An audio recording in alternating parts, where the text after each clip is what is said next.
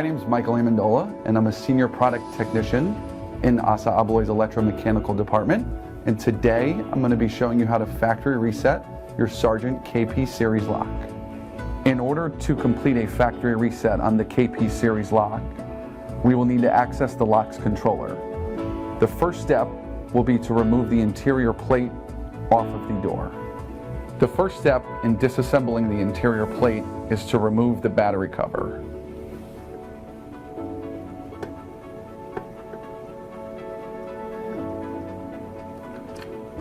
Once unscrewed, place the battery cover to the side.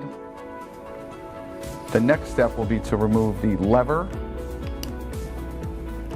We will unscrew, put to the side.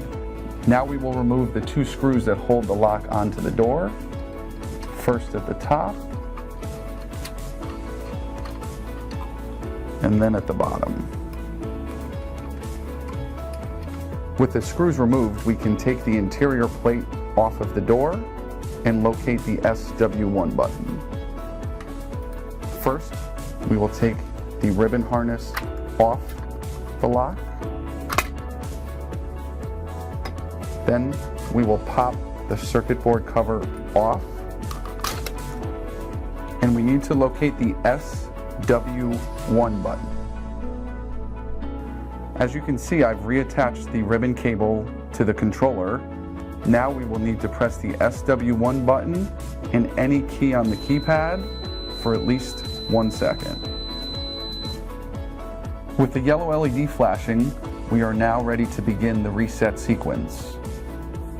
We can do this by pressing 4, 6, pound, 0, 5 times, pound, 0, 5 times again, pound, and then we will press the star key, which will make the LED flash rapidly, the star key again, which will make it flash slowly, and the star key one more time to complete the sequence. With the yellow LED off, our lock has been reset with a factory default master code of 1, 2, 3, 4, star.